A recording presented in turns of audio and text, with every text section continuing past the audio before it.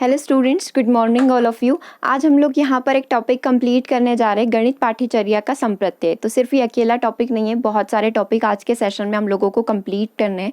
तो आप ये सोच रहे होंगे आज हम लोग ऐसा टॉपिक क्यों पढ़ रहे हैं, क्योंकि आपने सिलेबस में नहीं देखा होगा ये वाला। लेकिन क्वेश्चन पूछे जाते हैं। ग्रेड 2 का एक पेपर लगाने पर पता चला कि ग्रेड 2 के पेपर में मैथ्स की बहुत सारी डेफिनेशंस पूछी गई थी, लाइक कनिंघम, गोस ने क्या बोला है, टीपी नन ने क्या बोला है। तो उसी प्रकार से डेफिनेशन हम लोगों को कंप्लीट करना है। तो शुरुआत हम लोग यहाँ पर करिकुलम से करते। करिकुलम क्या होता है, फिर कुछ डेफिनेशंस कंप्लीट करेंगे, ठीक है, ताकि एग्जाम में कोई और भी डेफिनेशन आ जाए तो वो आसानी से कंप्लीट हो जाए। बेसिक सी बात करते हैं। करिकुलम जो है हमारा लैटिन भाषा का शब्द है, जिसका मीनिंग होता है दौड़ का मैदान। मतलब शिक्षा के क्षेत्र में इसका तात्पर्य आप क्या समझोगे, नॉर्मली तो दौड़ का मैदान इसका मीनिंग होता है, ठीक है, लेकिन शिक्षा के क्षेत्र में आप करिकुलम शब्द का उपयोग क्यों कर रहे हो फिर? तो शिक्षा के क्षेत्र में इसका तात्पर्य विद्यार्थी का दौड़ का मैदान है, जहाँ पर विद्यार्थी अपनी जो भी कार्य उसको दिए जाते हैं, जो भी टास्क दिए जाते हैं, जो भी पढ़ाई करनी होती है, तो वो किस तरीके से करता है, उसकी तुलना जो है यहाँ पर करिकुलम, जो नॉर्मली दौड़ का मैदान होता है, उससे यहाँ पर की गई है। ये सभी छात्र छात्राओं के लिए दौड़ का मैदान आप बोल सकते हो। और गणित में शिक्षण उन उद्देश्यों को प्राप्त करने की योजना। आप गणित शिक्षण की बात कर रहे हो तो यहाँ पर वो सारे उद्देश्य प्राप्त किए जाते हैं, या ये वो प्रकार की योजना विधि हो सकती है जो गणित के द्वारा शिक्षा के लक्ष्य निर्धारित प्राप्ति में सहायक हो। अब गणित में आपने जो जो भी लक्ष्य निर्धारित किए हुए हैं, जो जो भी लक्ष्य आपने बनाए हुए कि हमें ये कार्य करना है, हमें बच्चों से ये करवाना है, बच्चों को ये काम करना है, तो वो सारे लक्ष्य की प्राप्ति के लिए आप इसकी तुलना वहाँ पर कर सकते हो, ठीक है। इस योजना को ही आप क्या बोलते हो, पाठ्यचर्या बोलते हो। पाठ्यचर्या को इंग्लिश में करिकुलम बोलते हैं। करिकुलम लैटिन भाषा का शब्द है और जिसका मीनिंग होता है दौड़ का मैदान। ये फेवरेट क्वेश्चन है 2011 का जो आपका पेपर था मैथ्स का, उसमें ये वाला क्वेश्चन पूछा गया था, ठीक है। और भी बहुत सारी जगह पूछा जाता है, जैसे सीडीपी में तो आता ही है, लेकिन मैथ्स में भी ये पूछा जाता है। आगे बात करते हैं कनिंघम। ये डेफिनेशन आपको पता है, ये पूछ रखी थी। कनिंघम के अनुसार पाठ्यचर्या कलाकार अध्यापक के हाथ में वह साधन है जिसमें वह पदार्थ कौन हो गया, उस विद्यार्थी हो गया, को अपने आदर्श क्या हो गए, बच्चे के उद्देश्य हो गए, के अनुसार अपना स्टूडियो की तुलना, स्कूल की तुलना किससे की गई है, स्टूडियो से की गई है, में ढाल सके, ठीक है। तो अब यहाँ पर कलाकार, स्टूडियो, पदार्थ, उद्देश्य बता दिए गए हैं। तो क्वेश्चन कुछ यूं भी बनते हैं कि जो कनिंघम की परिभाषा है उसमें स्कूल की स्टूडियो की तुलना किससे की गई है, स्कूल को क्या डिफाइन किया गया है, तो स्टूडियो डिफाइन किया गया है। तो ये जो ब्रैकेट वाले नाम हैं ये भी याद करना पड़ेंगे। देखो, कनिंघम ने नॉर्मली क्या बोला था कि पाठ्यचर्या जो है एक तरीके से क्या काम करती है, कलाकार जो अध्यापक है उसके हाथ में वह साधन है, मतलब टीचर के हाथ में क्या है, पाठ्यचर्या है, ठीक है। और टीचर यहाँ पर कौन है, मतलब हम सभी टीचर, हम लोग कौन है, एक कलाकार हैं, ठीक है। अब हमारे हाथ में क्या है, पाठ्यचर्या है, हमारे हाथ में एक पूरा करिकुलम है, हमारे पास वह साधन है जिसकी वजह से हम लोग क्या करें, हमारे पास जो पदार्थ है, हमारे पदार्थ के रूप में कौन है, हमारे पास विद्यार्थी हैं, को अपने उद्देश्य के अनुसार अपने स्कूल में या स्टूडियो में ढाल सके। मतलब हम एक कलाकार हैं, हमारे पास जितने भी मटीरियल, जितने भी पदार्थ अवेलेबल होंगे, हमने एक टास्क देखा है कि हमें इसको ये आर्ट बनाना है, हमें इसका एक मूर्ति बनानी है, हमें इसको शेप में ढालना है। मान लो हमें इसको एक घड़ा बनाना है, हम एक कलाकार है तो हम लोग बहुत सारे आर्ट कर सकते हैं। तो हमने एक आर्ट बनाया कि हम लोग एक यहाँ पर घड़ा बनाएंगे, ठीक है। तो अपने स्टूडियो में आप उसको ढाल सकते हो, जैसे भी आप तुलना करना चाहें वैसे आप कर सकते हैं। बस मेन है कि आपको ये नाम याद होना चाहिए। कनिंघम के अनुसार पाठ्यचर्या कलाकार यानी कि अध्यापक के हाथ में वह साधन है जिससे वह पदार्थ यानी कि विद्यार्थी को अपने उद्देश्य के अनुसार स्टूडियो, स्कूल में ढाल सकता है, ठीक है। आगे बात करते हैं, ये डेफिनेशन पहली वाली होगी। अगली डेफिनेशन की बात करते हैं। पी सैमुअल के अनुसार, पी सैमुअल क्या बोलते हैं, पाठ्यचर्या में विद्यार्थी के सीखने के लिए लर्निंग एक्सपीरियंस, अनुभव निहित होते हैं। मतलब पाठ्यचर्या में क्या होते हैं, बहुत सारे अनुभव होते हैं जो वह अपनी कक्ष में, खेल के मैदान में और अपने शिक्षकों एवं सहपाठियों से विचार विमर्श के आदान प्रदान के द्वारा प्राप्त करता है। क्या चीज़ यहाँ पर बताई गई कि पाठ्यचर्या करिकुलम में बहुत सारे अनुभव सम्मिलित होते हैं जो वो टीचर और बच्चों के बीच में जो इंटरेक्शन होता है, जो एक कम्युनिकेशन होता है, उसके माध्यम से वो प्राप्त करता है। टीचर के भी बहुत सारे अनुभव होंगे, बच्चे के भी बहुत सारे अनुभव होंगे, तो ये कैसे मिलेंगे, संप्रेषण के माध्यम से मिलेंगे, कम्युनिकेशन के माध्यम से बच्चों को यहाँ पर मिलेंगे, ठीक है। ये मेन इंपॉर्टेंट पॉइंट हो गए हमारे करिकुलम के। आगे बढ़ते हैं। चलिए एक डेफिनेशन और पढ़ना है थॉर्नडाइक की, तो हम लोग स्किप नहीं कर सकते। थॉर्नडाइक की डेफिनेशन को हम लोग पढ़ेंगे। थॉर्नडाइक के विचार और अधिगम बहुत स्पष्ट है। उन्होंने ये बताया है कि किसी भी चीज़ को केवल मानसिक अनुशासन मूल्य के कारण मत सिखाइए, परंतु उस हर चीज़ को सिखाइए जिसमें जो भी अनुशासनात्मक मूल्य है उसको प्राप्त किया जा सके। अब ये पूरा जो एक पैराग्राफ था उसका एक मेन पॉइंट यहाँ पर निकाला है, मैं इसका पूरा मीनिंग बता देती हूँ। थॉर्नडाइक आखिर बोलना क्या चाहते थे, क्योंकि गणित शिक्षण पूरा मस्तिष्क पर आधारित होता है, मस्तिष्क की एक एक्सरसाइज हो जाती है। तो पहले क्या होता था, पहले जब गणित शिक्षण करवाया जाता था तो उसमें सिर्फ टास्क होते थे, सिर्फ थ्योरम्स वगैरह इस तरीके से पढ़ा दिया जाता था, लेकिन कभी भी गणित को व्यवहारिक ज्ञान से नहीं जोड़ा गया। तो आपको बताया थॉर्नडाइक क्या है, बिहेवियरिस्ट है, व्यवहारवादी है। तो थॉर्नडाइक ने ये बोला कि गणित को सिर्फ गणित मत बनाओ, आप उसको व्यवहारिक जीवन से भी कनेक्ट करो। तो उनकी डेफिनेशन को उन्होंने इस तरीके से कन्वर्ट किया है कि थॉर्नडाइक के विचार और अधिक स्पष्ट रूप ये है कि किसी भी चीज़ को केवल मानसिक अनुशासन में मत डालो, सिर्फ मानसिक अनुशासन के उनका एक निर्माण हो जाए, मस्तिष्क में वो चीज़ चली जाए, ऐसे मत सिखाओ, उसको व्यवहारिक तरीके से भी सिखाओ आप। तो आप इंग्लिश में भी पढ़ सकते हो, teach nothing because of its disciplinary value but everything so as to good what disciplinary value it does have. मतलब कि उसका एक व्यवहारिक प्रयोग बच्चा कर सके, व्यवहारिक जीवन से रिलेटेड एग्जाम्पल जो है आप उसके बच्चे को यहाँ पर दिखाइए, उसको समझाइए, ताकि गणित भी व्यवहारिक हो सके। जैसे साइंस व्यवहारिक होती है, हम लोग दिन प्रतिदिन के एग्जाम्पल उसके अंदर ऐड करते हैं, वैसे ही गणित में भी क्या करने पड़ेंगे, दिन प्रतिदिन के जो व्यवहार हैं एग्जाम्पल से उनको ऐड करना पड़ेगा। ठीक है, और मैथ्स अब बिल्कुल इसी ही प्रकार की हो गई। क्वेश्चन भी वो ऐसे नहीं बनते भारत वाले, उसमें बहुत सारे हमें व्यवहारिक एग्जाम्पल दिए जाते हैं कि यदि आप ऐसी परिस्थिति में होगे तो आप क्या करोगे, ऐसे एग्जाम्पल अब बनने लग गए हैं। आगे बढ़ते हैं। चलिए अब गणित की पाठ्यचर्या की बात करते हैं। जो गणित का करिकुलम है, करिकुलम तो सभी सब्जेक्ट का होता है, ठीक है, लेकिन पर्टिकुलर गणित का करिकुलम यहाँ पर कैसा होना चाहिए, छात्र केंद्रित होना चाहिए। सभी करिकुलम जो है चाइल्ड सेंटर्ड होना चाहिए, क्रिया प्रधान होना चाहिए। अब आप बोल रहे होंगे क्रिया प्रधान बोले, तो क्रिया प्रधान मतलब कि एक्टिविटी बेस्ड यहाँ पर होना चाहिए। विषय वस्तु को मनोवैज्ञानिक तथा तार्किक ढंग से व्यवस्थित करो। ऐसा नहीं कि जस्ट थ्योरी थ्योरी पढ़ ली, ऐसा नहीं। साइकोलॉजिकली भी बहुत अच्छा होना चाहिए और लॉजिकली भी उसको बहुत सही होना चाहिए। पहले ईजी करवाओ फिर टफ करवाओ, तो इसी तरीके से एक चीज़ दूसरी चीज़ से इंटरकनेक्टेड वहाँ पर हो, तार्किक ढंग से उसको बच्चों के सामने प्रस्तुत किया जाए। व्यतिक्रम विभिन्नताओं को ध्यान में रखना, ठीक है, बच्चों की जो भी विभिन्नता है उसको ध्यान में रखते हुए पढ़ाई हमें यहाँ पर करवानी चाहिए। कठिनाई के स्तर को ध्यान रखो, क्लास 3rd में इतना हाई लेवल ना दो, क्लास 7th में अच्छा दे दो, फिर 9th में उससे हाई दे दो। ऐसे लेवल का ध्यान रखते हुए दो, बच्चों की मेंटल एबिलिटी जो है उसका ध्यान में रखते हुए यहाँ पर पूरा करिकुलम रेडी करना चाहिए। ठीक है, यहाँ पर जो है पाठ्यचर्या के निर्माण में अध्यापक की सहमति लीजिए। मतलब पाठ्यचर्या के निर्माण, पाठ्यचर्या तो देखो आगे से बनी हुई आती है कि आपको कैसे कैसे पढ़ाना है, क्या क्या एक्टिविटी आप डाल रहे हो। तो उसमें जो अपना एक कम्युनिटी होता है, कम्युनिटी में बहुत सारे टीचर्स होते हैं, वो सजेशन देते हैं कि करिकुलम को इस तरीके से रेडी किया जाए। तो ये सारी चीज़ें ध्यान में रखनी चाहिए। उद्देश्यों का आवश्यकता अनुसार परिवर्तनीय बनाना, ये चीज़ सबसे ज़्यादा इंपॉर्टेंट है, क्योंकि ये क्वेश्चन पूछा हुआ भी है। उद्देश्य क्या होना चाहिए, परिवर्तनीय होना चाहिए। ऐसा नहीं कि आगे से एक फिक्स उद्देश्य आ गया, मान लो 2002 में एक ऐसा फिक्स कर दिया था कि ये टारगेट होना चाहिए, तो वो परिवर्तनीय, समय के साथ साथ उसमें परिवर्तन आते रहने चाहिए। ठीक है, गणित में विज्ञान का अधिकतम प्रयोग हो और विषयों से सहसंबंध यहाँ पर दर्शाना। मैथ्स पढ़ रहे हो तो सिर्फ मैथ्स नहीं पढ़ रहे हो, अदर सब्जेक्ट से उसको इंटरकनेक्ट करना चाहिए। एक टॉपिक हम लोग पढ़ेंगे कि गणित शिक्षण और विज्ञान शिक्षण जो होता है उसमें डिफरेंस क्या होता है और उसमें समानताएं क्या होती है, तो वहाँ पर आपको चीज़ें क्लियर हो जाएगी क्यों गणित शिक्षण को और विज्ञान शिक्षण को साथ में रखा जाता है और सभी सब्जेक्ट को इंटरकनेक्ट करके पढ़ाना क्यों जरूरी है। पाठ्यक्रम काफ़ी लचीला हो, वही चीज़ें इलास्टेबल, लचीला होने से क्या होगा, हर एक बच्चे के लिए वो सूटेबल होगा। स्लो लर्नर हो गए, गिफ्टेड बच्चे हो गए, एक नॉर्मल बच्चा हो गया, तो सभी के लिए वो सूटेबल हो। ऐसा नहीं कि गिफ्टेड बच्चे तो बहुत अच्छे से कर पा रहे हैं, स्लो लर्नर की यहाँ पर बैंड बज गई है, ऐसा नहीं होना चाहिए। सभी के लिए बराबर का होना चाहिए।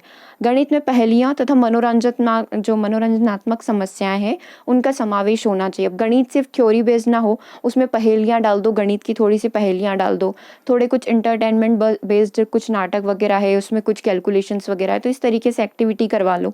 ठीक है, संस्कृति एवं सभ्यता के संरक्षण हेतु ज्ञान का सिद्धांत बताना। संस्कृति और सभ्यता का संरक्षण भी होगा। संस्कृति जैसे कि हम पुराने जितने भी आर्यभट्ट, वराहमिहिर हो गए, महावीराचार्य हो गए, भास्कराचार्य हो गए, उन सब के बारे में बता रहे हैं, तो संस्कृति से बच्चे परिचित हो रहे हैं, सभ्यता भी उनके अंदर आएगी, तो इसका भी विकास होगा। और गणित का पाठ्यचर्या जो है जीवन से काफ़ी ज़्यादा ज़्यादा कनेक्टेड होना चाहिए। एक रियल लाइफ से, जैसे थॉर्नडाइक बोलकर गए थे कि व्यवहारिक काफ़ी ज़्यादा होना चाहिए, रियल लाइफ से वो कनेक्टेड होना चाहिए। ठीक है, तो ये गणित पाठ्यचर्या के क्या हो गए हैं, उद्देश्य हो गए हैं। देखो, फिर जनता सबूत मांग रही, तो सबूत के तौर पर मैं दिखा देती हूँ कि आज ये परिभाषाएं जो पढ़ रहे हैं, एक तो कनिंघम वाली परिभाषा आपने देख ली कि एग्जाम में पूछी गई थी। ठीक है, फिर आपने ये वाली डेफिनेशन देख लो, प्लेटो वाली, क्योंकि हमने प्लेटो के एक ही पेपर में 2 क्वेश्चन देखे थे। एक तो ये पूछा गया था कि जो प्लेटो ने ऐसा स्टेटमेंट लिखा था कि जो गणित से अनभिज्ञ है वो यहाँ पर इस स्कूल में प्रवेश ना करे, तो वो किस स्कूल की बात कर रहे थे, प्लेटोनियन स्कूल की बात कर रहे थे। फिर 3-4 क्वेश्चन स्कीप करके हमने अगला क्वेश्चन पढ़ा, तो फिर वही आ रहा था कि ये कथन किसके द्वारा कहा गया है, तो ये कथन प्लेटो के द्वारा कहा गया है। तो ये आपका सबूत कि ये यहाँ पूछ रखा है क्वेश्चन, मतलब कि ये जो अपन आज पढ़ रहे हैं इसमें से बहुत सारे क्वेश्चन पूछे गए और ये कोई नई चीज़ नहीं है, ये आपके बीएड के नोट्स से ही मैं पढ़ा रही हूँ। बीएड के नोट्स मेरे पास थे तो अपन लोग आज बीएड के नोट्स से ही प्रिपेयर कर रहे हैं। तो ठीक है, ऐसा ना समझे कि आज थ्योरी क्यों पढ़ रहे हैं, थ्योरी इसलिए पढ़ रहे हैं क्योंकि क्वेश्चन थ्योरी से ही बन रहे हैं और परिभाषाओं से ही बन रहे हैं। प्लेटो ने क्या बोला था, ईसा से भी 400 वर्ष पूर्व प्लेटो ने अपने दरवाजे पर यह लिख रखा था कि जो गणित से अनभिज्ञ है वो इस दरवाजे में प्रवेश नहीं करना चाहिए। ऐसा नहीं था कि प्रवेश मत करो, बस उनका ये स्टेटमेंट था कि आपको गणित की, आपको ज्यामिति और इन सब चीज़ों की जानकारी होना चाहिए। उनके अनुसार जो व्यक्ति गणित के अध्ययन के योग्य नहीं है उन्हें विद्यालय में प्रवेश नहीं देना चाहिए। ठीक है, जस्ट उनका एक आप बोल सकते हो क्योट था कि इस तरीके का स्टेटमेंट उन्होंने दिया है। आगे बात करते हैं नेपोलियन की। नेपोलियन की गणित के बारे में यह टिप्पणी भी उनके ऐतिहासिक महत्व को दर्शाती है। जब भी हम लोहा, माप, विद्युत के युग की ओर दृष्टिपात करते हैं तो हमें यह ज्ञात होता है कि गणित सदा से अग्रणी रहा है। यदि इस रीढ़ की हड्डी को हटा दिया जाए तो हमारी भौतिक सभ्यता निश्चित ही समाप्त हो जाएगी और गणित के विकास के साथ राज्य की समृद्धि जुड़ी हुई है। अब आप नेपोलियन को देखकर बता सकते हो कि नेपोलियन ने किस तरीके का स्टेटमेंट यहाँ पर दिया होगा। मतलब उन्होंने क्या बोल दिया है कि रीढ़ की हड्डी कौन है, रीढ़ की हड्डी हमारी मैथ्स है। अगर मैथ्स ही नहीं होगी तो कुछ भी नहीं होगा। ठीक है, आप किसी भी क्षेत्र में आगे नहीं बढ़ पाओगे यदि हमें मैथ्स आती नहीं है या फिर मैथ्स का ज्ञान नहीं है या फिर पुराने समय से हमको मैथ्स की जानकारी नहीं मिली होती। तो मैथ्स एक बहुत ही बेस लेवल बनाने का कार्य करती है। Who said this, Napoleon said this. ठीक है, प्लेटो ने क्या बोला, प्रवेश मत करना। थॉर्नडाइक ने क्या बोला कि व्यवहार में लेकर आओ। कनिंघम ने क्या बोला, एक तुलना कर दी कलाकार, पदार्थ और स्टूडियो से। ठीक है, तो ये सारी चीज़ें किसने बोली थी, तुलना वाली बात कनिंघम की है। प्लेटो ने मेरे स्कूल में प्रवेश मत करो। नेपोलियन ने क्या बोला, रीढ़ की हड्डी है। अब बेकन ने क्या बोला, ऐसे छोटे छोटे से शब्द भी याद कर लोगे तो बहुत हेल्प मिलेगी एग्जाम में। बेकन बोले, गणित सभी विज्ञानों की कुंजी है। सभी विज्ञानों की मतलब जितना भी आप पढ़ते हो, जितना भी साइंस आप पढ़ते हो, फिजिक्स, केमिस्ट्री, जितना भी पढ़ते हो, उनका सबका बेस क्या है, गणित है, कुंजी है। ठीक है, सार आप बोल सकते हो इसको। कोई विज्ञान ऐसा नहीं है जिसमें गणित का संबंध ना हो। जिसकी प्रगति विज्ञान के कारण हुई है उसके मूल में गणित है। कोई भी यदि आगे बढ़ पाया है, कोई भी सेक्टर यदि आगे बढ़ पाया है तो उसके पीछे का रीज़न क्या है, उसके पीछे का रीज़न हमारा गणित है। गणित को विज्ञान की आत्मा कहा जाता है। तो अब ये आत्मा वाली बात कौन बोले थे, बेकन बोले थे। ठीक है, विक्रम बेताल से आप याद कर लेना, आत्मा बेकन। ठीक है, तो ये आपको याद करने का एक सबसे अच्छा साधन मिल जाएगा कि विज्ञान की आत्मा कहाँ है, आत्मा भूत, बेकन, विक्रम बेताल से आप कनेक्ट करके देखोगे तो भी याद हो जाएगा। ओके, देख लेते हैं और कोई डेफिनेशन है, नहीं तो फिर अगले पॉइंट पर बढ़ते हैं।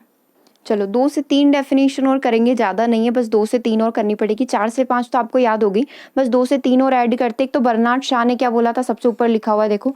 बर्नार्ड शाह के अनुसार तार्किक चिंतन के लिए गणित एक शक्तिशाली माध्यम है। इनका नाम भी बहुत सारी बार ऑप्शन में पूछा जाता है, जैसे गॉस का नाम आ गया तो जैसे बर्नार्ड शाह का नाम भी आता है। तो बर्नार्ड शाह के अनुसार तार्किक चिंतन के लिए गणित एक शक्तिशाली साधन है। अब बर्नार्ड शाह ने क्या बोला, तार्किक चिंतन आप कर रहे हो तो उसमें भी आपका गणित का प्रयोग आप करते हो।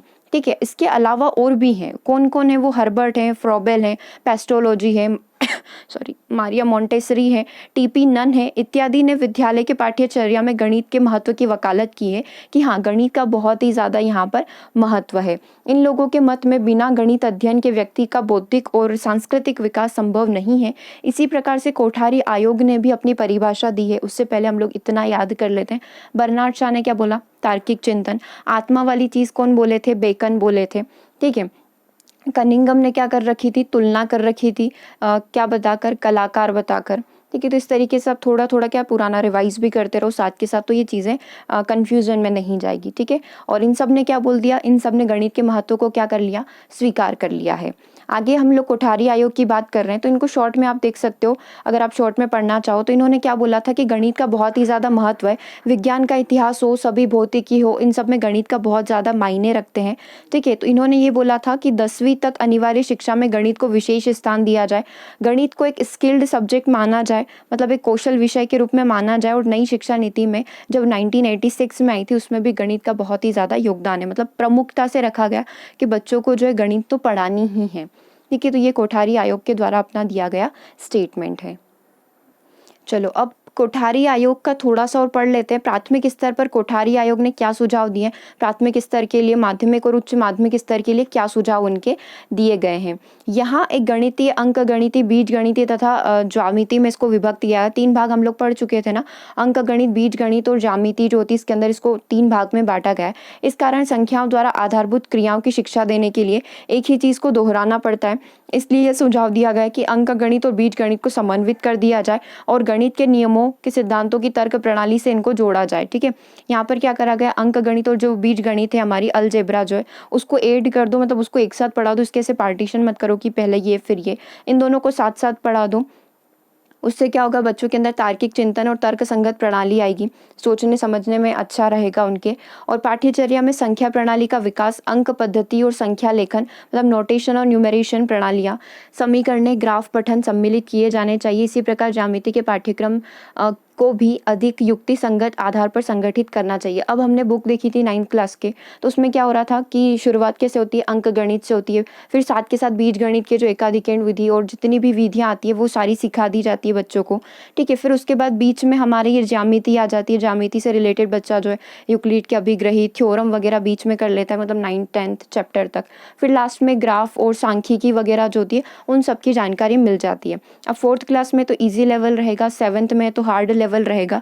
तो एक साथ पढ़ाने की कोशिश की गई है ताकि वो एक चीज़ें जो है बच्चों के दिमाग में अच्छे से आ पाए।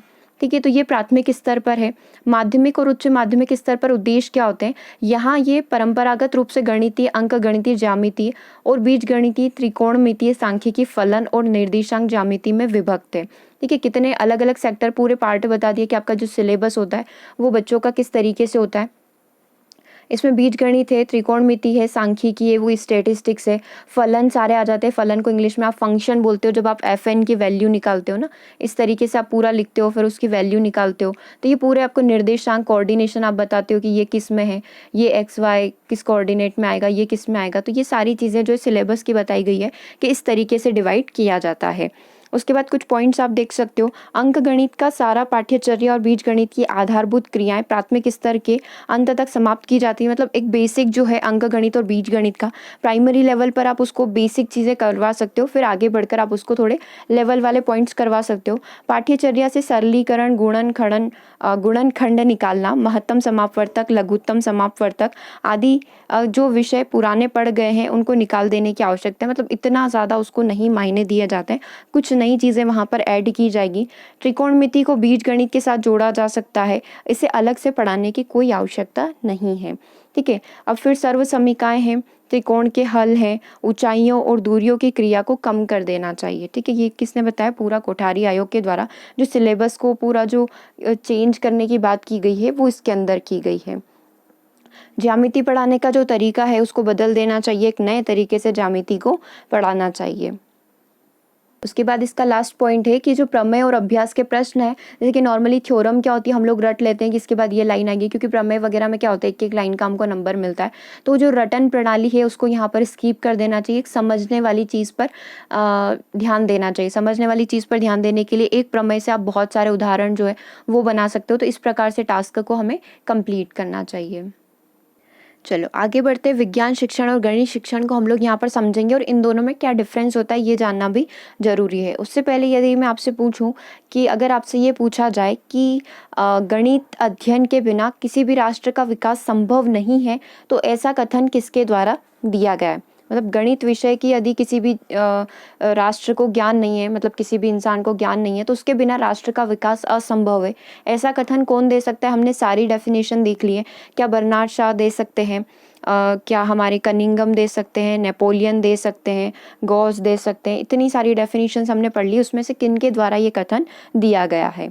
ठीक है, आगे बढ़ते हैं। विज्ञान शिक्षण और गणित शिक्षण में क्या डिफरेंस है? परिकल्पना आधारित निगमन का उपयोग किया जाता है, मतलब कल्पना आधारित होता है पूरा विज्ञान शिक्षण।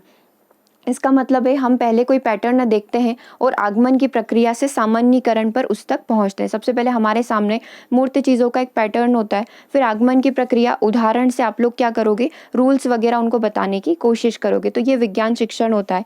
गणित शिक्षण एक अमूर्त और निगमनात्मक प्रणाली होती है। हमने देखा भी था कि तार्किक तरीके से और निगमनात्मक प्रणाली का यहाँ पर प्रयोग किया जाता है।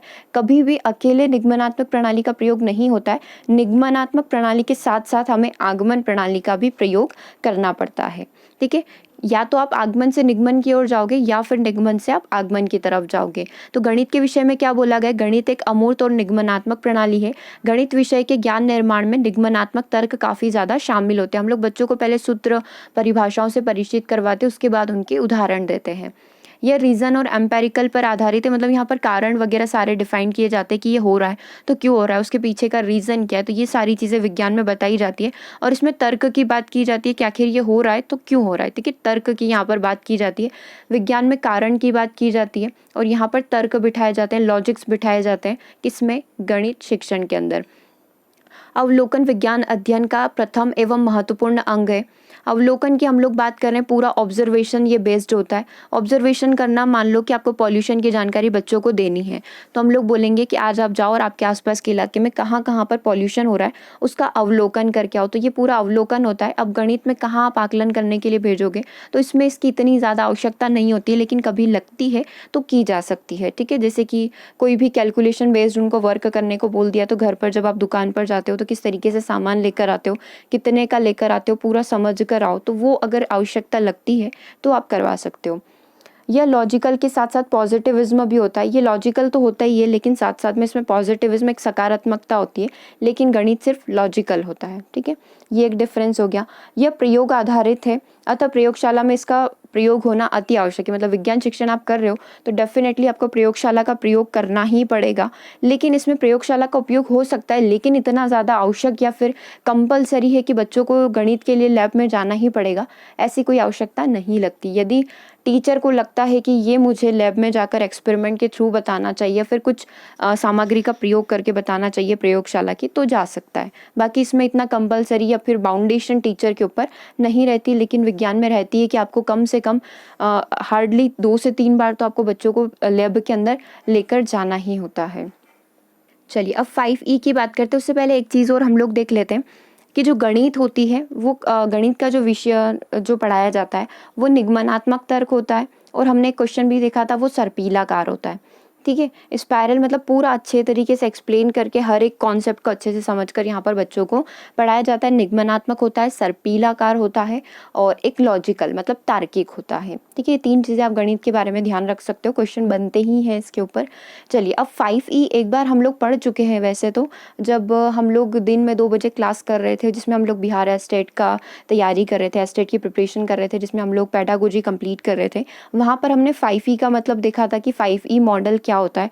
तो 5E के अंदर 5E लिखा हुआ है, मतलब 5 E आएंगे। कौन कौन से वो 5 E है, पहले आप उनका नाम हिंदी में देख लो। संलग्न करना, ठीक है, अन्वेषण करना। संलग्न करना मतलब कि एंगेज करना। संलग्न इंग्लिश में अभी पूरा बताऊंगी मैं आपको कि मॉडल किस तरीके का दिखता है। संलग्न करना मतलब कि एंगेज करना, ठीक है। अन्वेषण करना मतलब कि एक्सप्लोर करना। व्याख्या करना मतलब व्याख्या का इंग्लिश क्या हो जाता है, एक्सप्लेन करना, ठीक है।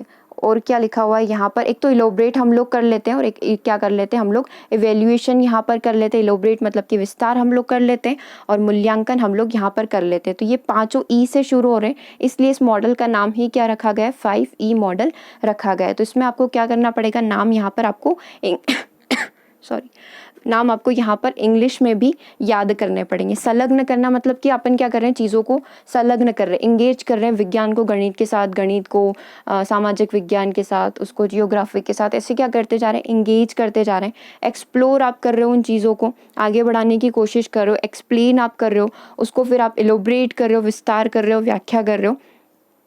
लास्ट में आप क्या कर रहे हो, मूल्यांकन कर रहे हो, मतलब इवेल्युएशन कर रहे हो। तो ये 5E है, ठीक है, इसको बोला जाता है 5E मॉडल। ये आप यहाँ पर देख सकते हो। वैसे इन शब्दों को डिटेल में पढ़ने की तो आवश्यकता नहीं है ना। एंगेजमेंट का मीनिंग क्या होता है, एक्सप्लोरेशन का मीनिंग क्या होता है, एक्सप्लेन करना, फिर उसको इलोबरेट करना मतलब आगे बढ़ाना है उसको। इस तरीके से ये सारे शब्द होते हैं। तो बस आप नाम याद रख लो, और इनका हिंदी में है तो आप हिंदी में नाम याद करके इनका इंग्लिश नाम याद कर सकते हो। फिर भी देख ही लेते हैं। संलग्नता क्या होती है?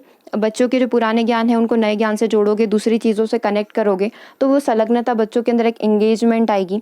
ठीक है। दूसरा है अन्वेषण करना, एक्सप्लोर करना, गहन अन्वेषण, एक क्रिटिकल थिंकिंग वाला काम यहाँ पर किया जाएगा। सवाल पूछे जाएंगे, उनको एक्सप्लोर करने का बच्चों को मौका दिया जाएगा। व्याख्या करना, हर एक चीज़ को एक्सप्लेनेशन की यहाँ पर नीड होगी।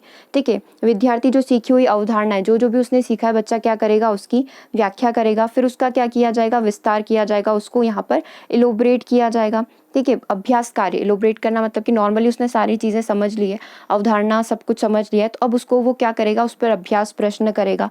और जब ये चारों ई कंप्लीट हो जाते हैं तो फाइनली बच्चे का क्या हो जाएगा, यहाँ पर इवेल्युएशन हो जाएगा, मतलब कि क्या हो जाएगा, मूल्यांकन हो जाएगा। ठीक है। तो ये हमारा 5E मॉडल कंप्लीट होता है। लेकिन ये किस चीज़ पर आधारित होता है? ये क्रिएटिविज्म पर आधारित होता है, रचनात्मकता के ऊपर आधारित होता है।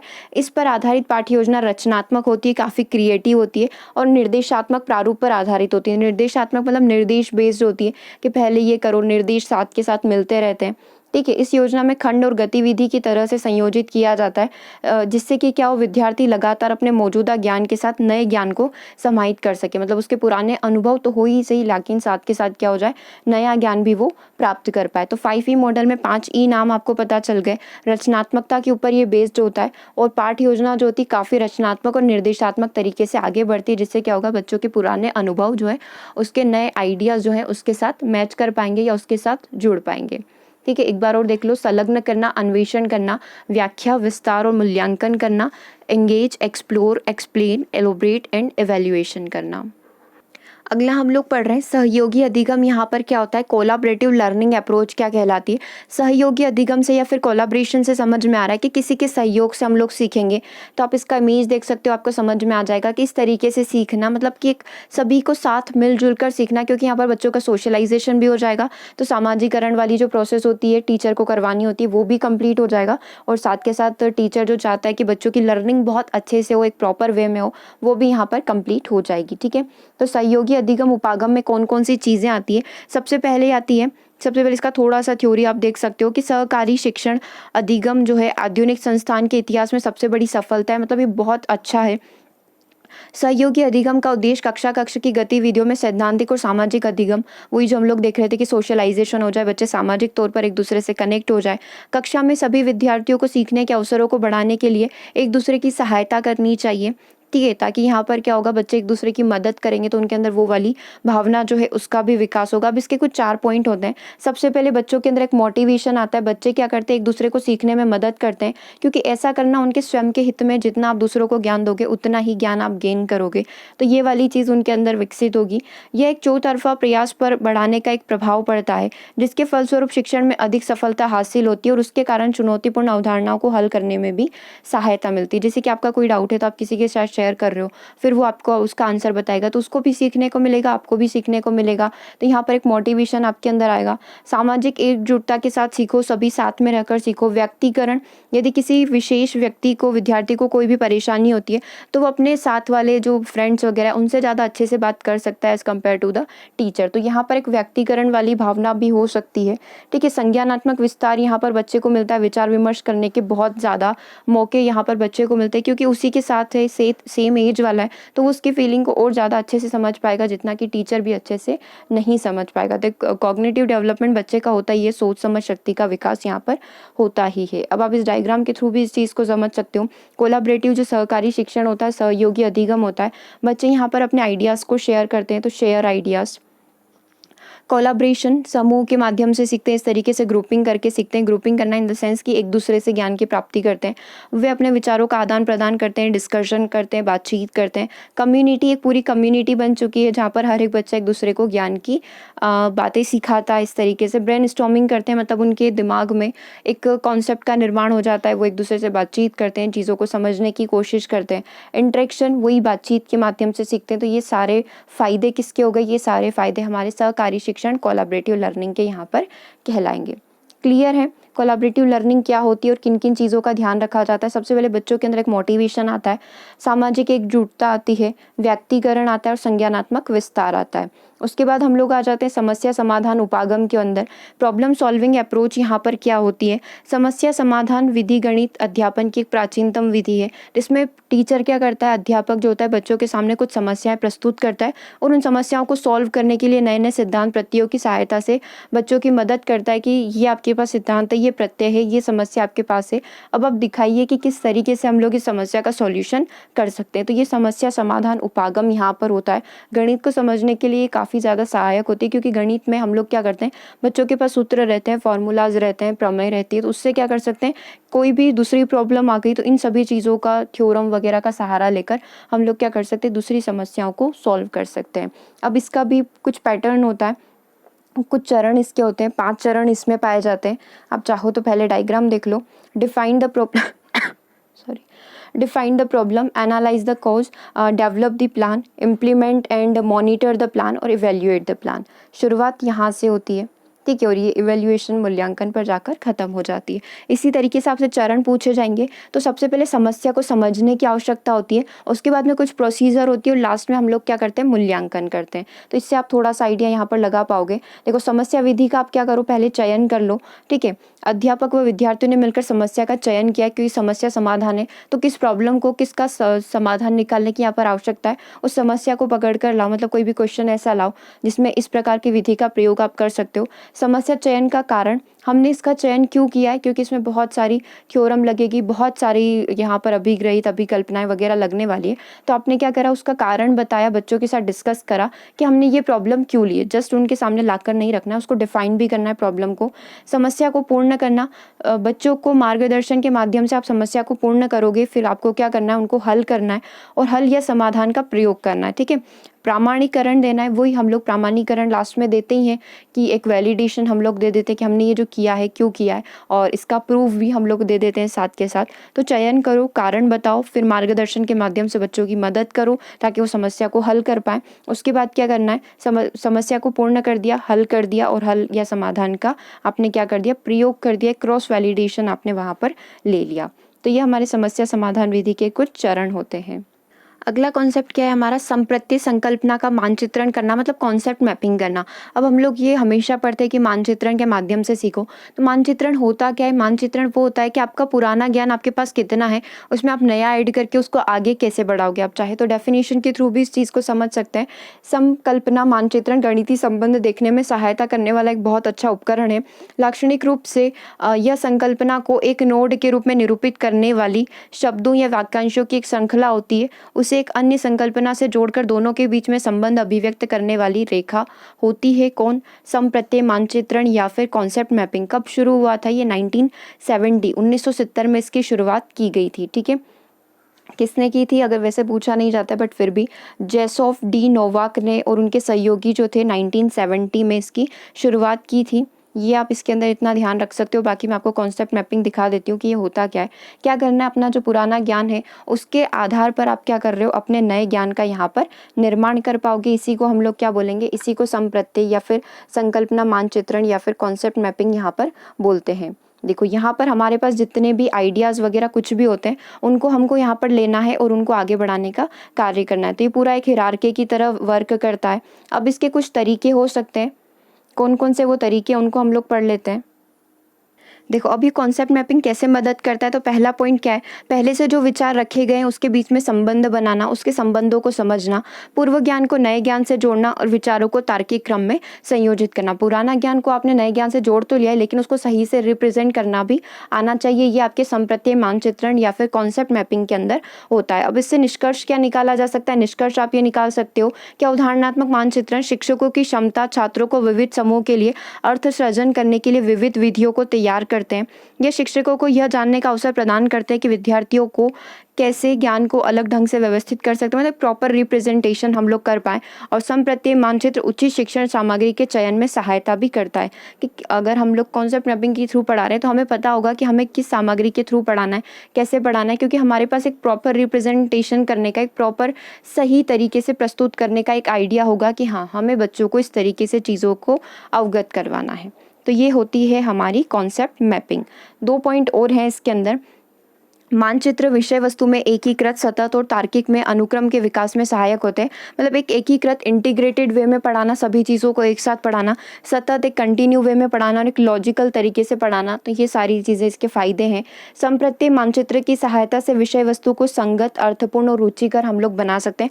अगर हमने बच्चों को ऐसे पढ़ाया तो हमारा जो सब्जेक्ट है, जो हम लोग पढ़ा रहे हैं, वो काफ़ी ज़्यादा इंटरेस्टिंग हो जाएगा। और मोस्टली गणित में ऐसे ही पढ़ाया जाता है, क्योंकि हम लोग बच्चों को ज्यामिति पढ़ा रहे हैं, थोड़ा अंक गणित, थोड़ा बीज गणित, ऐसे प्रयोग कर करके बिल्कुल एक प्रॉपर वे में पढ़ाएंगे तो बच्चों को भी अच्छे से समझ आएगा। अवधारणा नक्शे सीखने में बहुत ज़्यादा मदद मिलती है। कॉन्सेप्ट मतलब एक प्रॉपर वे हम लोग ले रहे हैं, प्रॉपर वे हमने चूज़ किया है किसी भी चीज़ को पढ़ाने का, तो बहुत ही ज़्यादा मदद मिलेगी। कॉम्प्लिकेटेड चीज़ें जो होती, नक्शों को, मानचित्रण को समझने में, और अमूर्त ढंग से जो चीज़ें होती है, अमूर्त ज्ञान जो होता है उसको मूर्त रूप में प्रस्तुत करने का सबसे अच्छा तरीका है कॉन्सेप्ट मैपिंग। तो अगर ये आपका क्वेश्चन बन जाए, संकल्पना मानचित्रण अमूर्त ज्ञान को मूर्त ढांचे के रूप में प्रस्तुत करता है, क्या है ये हमारा कॉन्सेप्ट मैपिंग की परिभाषा, आप इसको समझ सकते हो। ठीक है, जो मैंने आपसे क्वेश्चन पूछा था कि जिसके बिना गणित के बिना राष्ट्र की कल्पना असंभव है या प्रजातंत्र का विकास नहीं हो सकता, उसका आंसर क्या होगा? आई थिंक आपने कमेंट बॉक्स में कर भी दिया होगा। उसका आंसर है हमारा नेपोलियन। नेपोलियन ने इस तरीके का बोला था ना कि रीढ़ है वो एक तरीके से, तो आंसर आपका नेपोलियन हो जाएगा। अगला कॉन्सेप्ट हम लोग डिस्कस कर रहे हैं। अगला कॉन्सेप्ट है अनुभवात्मक अधिगम, यानी कि एक्सपेरिमेंटल लर्निंग। अब ये अधिगम, ये जो अनुभवात्मक है मतलब एक्सपेरिमेंट बेस्ड होगा। इसका मतलब क्या है? अनुभव मतलब एक्सपेरिमेंट नहीं, एक्सपीरियंस बेस्ड। ठीक है, एक्सपेरिमेंट तो प्रयोग करना हो जाएगा, एक्सपीरियंस बेस्ड है। तो यहाँ पर क्या क्या चीज़ें आ जाएगी?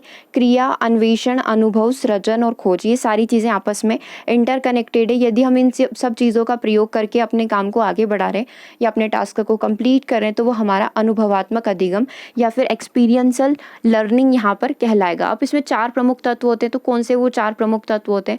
एक तो मूर्त अनुभव, आपके पास कुछ मूर्त अनुभव होंगे, कंक्रीट एक्सपीरियंस आपके पास होगा, कुछ रिफ्लेक्टिव ऑब्जर्वेशन आपने देखी होगी, चिंतनशील सोचने समझने की क्षमता, फिर एक एब्स्ट्रैक्ट कॉन्सेप्चुलाइजेशन होगा। अब एब्स्ट्रैक्ट के अंदर क्या चीज़ें आ जाएगी? एक कल्पनात्मक सोच आप बोल सकते हो, और एक सक्रिय अधिगम हो जाएगा, एक्टिव एक्सपेरिमेंट यहाँ पर हो जाएगा। ठीक है, तो सबसे पहले बात करते हैं मूर्त अनुभव की। अब मूर्त अनुभव में क्या चीज़ें आ जाएगी? मान लो कोई भी चीज़ आपने देखी हुई है, आपके सामने रखी हुई है, एक यांत्रिक तरीके से कोई भी चीज़ रखी हुई है, तो वो आपके मूर्त अनुभव हो जाएंगे, देखा हुआ अनुभव।